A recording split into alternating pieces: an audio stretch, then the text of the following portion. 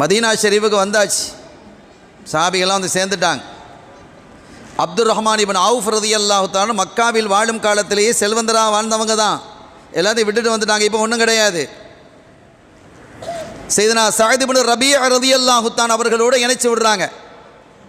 ஒவ்வொரு சஹாபியையும் மதீனாவில் உள்ள ஒரு சஹாபியோடு இணைக்கிறாங்க, சகோதரர்களாக ஏற்படுத்துகிறாங்க. ஆஹன் நபியு ஸல்லல்லாஹு அலைஹி வஸல்லம்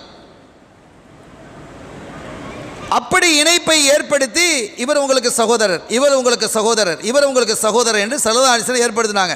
சும்மா ஏற்படுத்த இல்லை, ரொம்ப கவனமாக பார்க்கணும். இதெல்லாம் எவ்வளோ பெரிய ஆளுமை, எவ்வளோ பெரிய ஞானம். இவருக்கு இவர் பொருந்தி வருவாரா அப்படின்னு பார்க்குறாங்க, குஃபு பார்க்குறாங்க. இவர் இப்படி வாழ்ந்தவர், இவருக்கு இவர் சரி வருவார். இவர் இப்படி வாழ்ந்தவர், இவருக்கு இவர் சரி வருவார்.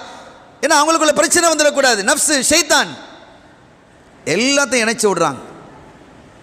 சஅத் இப்னு ரபீ ரலியல்லாஹு தஆலா அவர்களோடு, அவங்க பெரிய வசதியானவங்க இல்லை, அவங்க ஏழ்மையானதான். சஅத் இப்னு ரபீ ரலியல்லாஹு தஆலா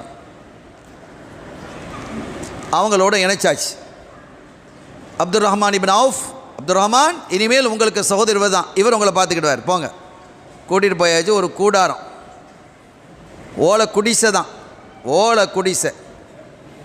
அந்த குடிசையில் அவங்க சஅத் இப்னு ரபீ ரலியல்லாஹு தஆலா மனைவி மக்களோடு இருக்கிறாங்க. நம்ம வீட்டில் வசதிகள் இருந்தாலும் கூட ஒரு விருந்தாளியை கூட்டு வந்து தங்க வைக்கிறதுக்கு நம்ம யோசிப்போம், ஒரு நாள் 2 நாள் தங்கிறதுக்கே யோசிப்போம். ஆனால் வாழ்நாள் முழுவதும் இவங்க தங்க போகிறாங்க. குடிசைதான் இருக்கிறது. எப்படிப்பட்ட தியாகங்கள்! அருமையான பெருமக்களே, வந்தாங்க. வந்து என்ன செஞ்சாங்க, ஒரு பெரிய விரிப்பு இருந்தது, போர்வை. அந்த போர்வையை 2ஆக என்ன செஞ்சாங்க, கிழிச்சாங்க. 2ஆக கிழித்து அந்த குடிசையினுடைய நடுப்பகுதியில் கட்டினாங்க. இப்போ 2 ஆயிடுச்சு, குடிசை 2, அந்த பக்கம் இந்த பக்கம், போர்வைக்கு அந்த பக்கம் இந்த பக்கம். அப்துர் ரஹ்மான் சஅத் இப்னு ரபீ ரலியல்லாஹு அன்ஹு சொல்கிறாங்க, இன்று முதல் இது உங்கள் வீடு, இந்த போர்வைக்கு இங்கே இது என் வீடு. ஆச்சரியமாக இல்லையா?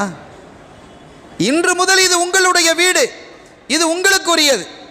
ஸல்லல்லாஹு அலைஹி வஸல்லம் சொல்லிட்டாங்க, சஅதே, நீங்கள் எப்படி சந்தோஷமாக இருக்க வேண்டும் என்று விரும்புகிறீர்களோ அப்படி அப்துர் ரஹ்மான் சந்தோஷமாக இருக்கணும், அப்படி சந்தோஷப்படுத்துங்க. நாங்கள்